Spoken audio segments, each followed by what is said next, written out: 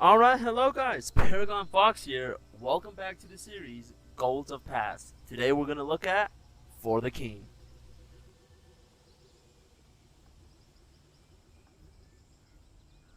So what is For the King, guys? Well, before I tell you, could you please leave a like, subscribe, and turn on the notification bell, and leave a comment, please. I know all YouTubers ask for this, but I'm starting out, guys. All of this will really help me out, and I hope grow our little family that we're starting to have here. Okay, but let's get back into it. What is For the King? It is a rogue, turn-based RPG game, heavily inspired on D&D and this whole premise of chance. In this game, trust me, chance plays a big factor. If you want to do something, there's always going to be a chance roll, per se. No matter what you're planning to do, sometimes you're going to succeed, sometimes everything's going to go exactly how you want, other times, not so much. This game is definitely for those type of players who want to experience D&D, but in video game format. Now I know there's going to be a D&D game coming out really soon. We are going to review that. But what I mean is, this is more of a classical way of looking at D&D, right? This game is really inspired on that chance, and what makes it different from the D&D game, it's not like a modern RPG, which is what it seems to be. This one is very good. I highly recommend it. But right now we're going to talk about what makes it fun, because there's a lot of elements that make this game really fun. And to help me with that, it is my good friend Frank. Frank and I are going to review this game. We have both played this game so many times, guys. So don't worry about it. You guys are in for a treat.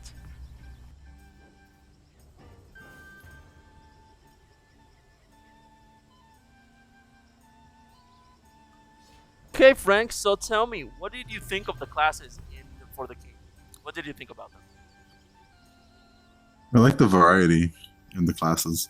Yeah, like for me personally, I started out playing like the strength classes, but at the end I think I preferred magic classes. But for you, what was We your pretty much experience? swapped because I was starting off with scholars, Yeah, like the scholar or the other class, the other mage, yeah, yeah, yeah. The and scholar then and I the worked in herbalist, whatever. yeah, not the herbalist, it was the other class. I forgot. I forgot. There's so many classes in that. Yeah, yeah, but I know exactly what it is. Yeah, Yeah, but then I got into like the woodcutter and the blacksmith. yeah, yeah. And it's weird. We started playing out, opposite roles. You started with the magic. I started with the physical. But this is the fun part about this game. It's that we started opposite and then we just inverted classes and we were doing good. Like as soon as we switched, we started to have more fun. I think. Okay, man. So, what did you think of the items? Because this game has a whole bunch of items. Like, it has a shit ton of items. Most of them are garbage. Most of them are utter garbage.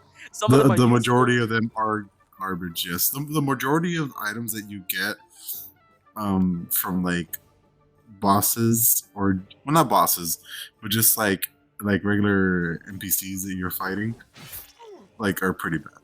Yeah, they're pretty bad. I think the one of those weird weapons that they introduced was the glass weapons. I always felt those were good, but just super bad because the chance of breaking after like the second encounter, second battle you have with the enemy, it's going to break at that third encounter. Because you can't even use focus on it, right? Yeah, you could use. No, you can't. You can't. Focus is completely locked for you.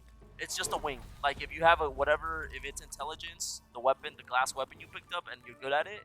If it's high enough, you'll hit it every time. But if you're even off by like 70% accuracy only, it's going to break. Like it's going to break. You can't use focus. I never understood that for the glass weapons.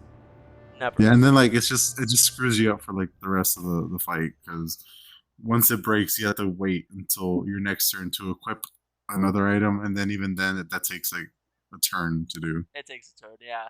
And like for me, now that I'm playing the sorcerers and the mages, like if it breaks, I don't even have the opportunity like you. You could go fist because you have enough strength, so you could actually just keep on fighting with your fist and kill the enemy. But if I do it, I'm only going to be doing like 1 or 2 damage max. So like it's literally impossible for me to even pick up a glass rod or a glass book or whatever they have. But okay, but what was your most fun item that you gotten so far? From all the I campaigns think we run, all of them that we played, what was your favorite one that you got? it's that sword. I think it was like a cutlass. The Cutlass Sword? I don't remember exactly. I do It, not. it, it was a. I think it was one that I bought. It was in like in one of the markets, in which like the markets are pretty good, like for the most part, especially like later in the game. Yeah, Like they cost a lot more, yeah, they but the cost. items are a lot better. Exactly. Yeah. I agree with. Okay, so what about the enemies? There's a lot of variety in enemies, but in your opinion, what are they? Remember, this is the fun part. We're not gonna get into the boring, the what the fuck or why section yet. But right now, what did you think about the enemies? There's a lot of variety. A lot It's of like you variety. have What was your favorite yeah, enemy to fight? Like, what is the one that you're like, oh, this is a pretty fun fight, or you're like, well, this is an okay battle. I would take this over another enemy. What was like your favorite enemy to fight so far? I guess it'd be like the wolves because I like sometimes give you a little bit of a challenge, but for the most part, like it's a pretty easy fight. Pretty easy fight. Yeah, like it always give you a little bit of gold. You might even get lucky and get an armor piece from them. Not doesn't happen too often, but you might. But okay, let's continue then. What about the map? I think this is the funnest part of this game. Is the map. I always Oh, loved go how before anytime you move on to the map. The pig. the pig, the I, the I one that like steals our fighting it. money. Yes, just because it's satisfying to kill. Honestly, yeah. Like, when you're gonna start this game, you're gonna know exactly what we mean by the pig. He's a fucking bastard and a half. Like, you're probably gonna be like, oh, he doesn't do too much damage, whatever. But Frank, isn't he the most annoying long term? Like that encounter, he doesn't do too much damage, but like his effect that he has on you, if he manages to get your money, it's long term is just fucks you up, right? It just fucks you up. Yeah, it does. Yeah, because like again, early on you might have what 5 coin, 10 coin. Like you're not, you don't mind losing Yeah, that. it's not a big deal. Yeah. Yeah, But mid to late game, when you're counting over like 100 gold, over 150, almost 200 gold, and you're saving up for that one item, and you fight a pig, no matter what level he is, the pig is always a bastard. He will just steal it, and then that's it. That is it. That is. It's so satisfying killing him before he can even steal anything. But yeah, yeah. I would also. But okay, man. So as we were saying, the map. What the map? I always love how every time we joined a new campaign, completely new map. Of course, they were always like in similar locations. By that I mean, they were always near each other. We always knew that the planes were close to wood smoke. They were always near. But it was always a new. What did you think of the map that we played? But just what you said, like the variety. Like I know there was that one where you started the campaign, and there was just so many things that you were finding, like so many scourge that we were finding on the map, like every single turn, Yeah, and everything was so clustered on the map too. It wasn't even like a big map. yeah. No, that is one of those things that I just never understood why we got so unlucky with in that one campaign. It was fun because we had constant fights left and right. We had to deal with it, but it was that it was also a little bit chaotic at times. So let's go on to the last part, the boring and the why. This is Frank. I know you have a lot of things to say about this. What did you think about this? About the boring stuff, about the why did they add this? What was your complaints about this game? I mean, for the most part, there's like two big ones, and like off the top of my head, it's the confusion Yeah, is like the biggest one yeah, that I hate with a passion. yeah. Like confusion is the worst. Like, just give a quick explanation of what is confusion. What does it do? So What it's is pretty this? much when you're going against any mage type NPC or boss, they will more often than not cast a spell on either one player or both players, and that causes confusion. And confusion pretty much just on your next turn makes your character do a random action. Yeah, and that is horrible because you only have one action per turn. So the only thing that they're allowed is you could take like a potion or you could take like a plant, which is basically herbs, that give you a little buff. That's about it. But if you switch weapons, that's an action. your turn is over. If you use something different, if you use an attack you didn't want to, that's an action and your turn's over. If you flee, I think this is the one problem we've been having, right? It's the Yes, this is flee the tactic. biggest one we've been having Yeah, is that it's making us flee from the exactly. fight. Exactly. And you might be saying, guys, oh, but both of you leave. What's the problem? Reinitiate the fight. No, no, no, no. That player leaves. The player leaves. So if we're fighting, for example, mages, and Frank leaves, I'm fucked because I'm usually playing the magics too. So they have magical protection. I have magical protection. We're never gonna kill. We're never gonna kill one of us, right? We're just gonna be there in a standoff forever. If we're fighting physicals, if we're fighting physicals and I leave, it's the same thing. Frank will just be there because like the guy has protection, you have protection. Or the worst thing happens is that Frank leaves against magicals and he's the heavy hitter, and they also have like a physical enemy with them plus a magical, and if I'm a magic guy, I'm gonna get fucked by the physical. Like I just can't escape it. And there have been moments where we lost campaigns because you flee, right? Because of confusion. Yep. Yeah, it is not good. Okay, but that's the confusion. What else did you not like about this game? I think that was the biggest one. The I know biggest one. the other one is just there's just moments in the game where you, especially like for me, like with the heavy weapons, like the melee Okay. attacks, there's certain attacks that have like uh six, like five or six of the strength checks, Mhm. and you'll hit like four of them, but you miss that last one, and they'll still dodge. Yeah, yeah. That is. I don't know how the NPC thing works. I don't know how all of it functions, but it's a little bit crazy. I don't know how it works. Yeah, so yeah, the NPCs they just work. I don't know how it's coded, but they have some fucking, their evade is just super high at moments. That I'm like, this is not possible. This is not possible. But okay, man. I think the last thing was the amount of chaos. Chaos, guys. Quick explanation for that.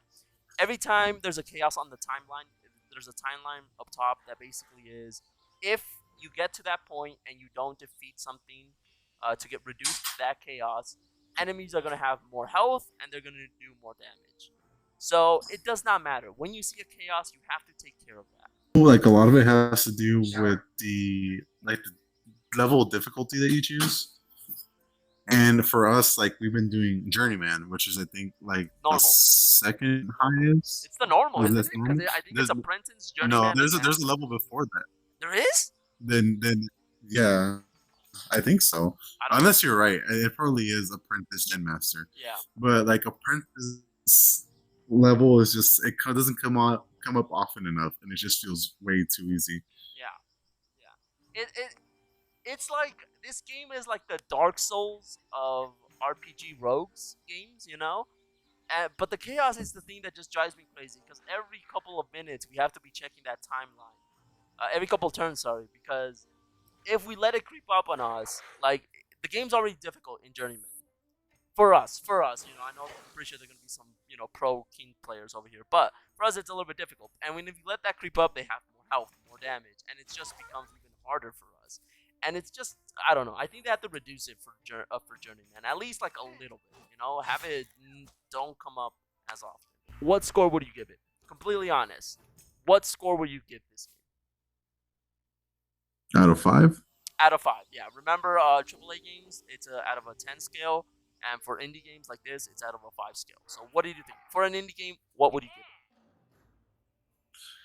give I would still go to four. it? A 4. If you could go into decimals, so In you could say my like personal 4.5 my personal opinion, I'll keep it at a four. out of I 4. was thinking 4.5 earlier, but thinking back on the amount of frustration I've had with it, I'll keep it at a At 4? Yeah, I think it's the same. For me, it's a solid 4.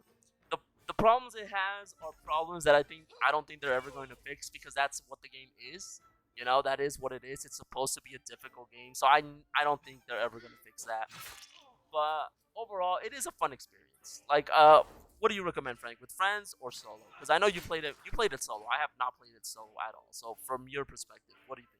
Solo or with I friends? have played it solo, and honestly, solo is all right, but you really have to like be on top of everything. Be on top of everything. And it's hard. Solo's a lot harder because you get stuck with like if you're magical or physical, like let's say you're magical, especially when you're starting off, you don't do a lot of damage. No, no, you don't. Yeah, yeah, because So it's like it just it's so difficult because that's the other one I used to start off playing with was the bard, and the bard does like no damage at the beginning. no, no. So, what do you recommend? Solo or with friends or co-op? I recommend it. I recommend co-op, and I think the best is having a two-man party. Two-man party. Well, we run. Yeah. Now this isn't. It might people might say, "Oh, you're biased because you guys only played with two." No, we have tried it with three people, and it's I don't know the game. I don't know how the in-game system works in this aspect. I don't know the code behind it. But it's difficult with three people. It gets more difficult than when it's only two, obviously, because it's three, so they have to introduce more enemies. But it's just extraordinarily more difficult when it's three in a party. Like, I also don't understand the targeting system for the NPCs yeah, when in a fight. that's another issue this game has. It's the targeting. Sometimes they'll target the person you want to target, the one that has good defense. Sometimes they'll completely just disregard it and just go against one player. So we Yeah, don't know they'll just target one player like for 2 or 3 turns. exactly. And again, if it's the physical with a lot of health, well, I mean, good for us, right? He could tank it. But if it's the squishy mage, like he can't tank more than 2 hits. Like that's it. That's it. So it's a little bit funky. It's a little bit funky. But okay, Frank. So overall, you give this game a 4 out of 5, right? A 4 out of 5. Yes, sir. Excellent, perfect. I like that.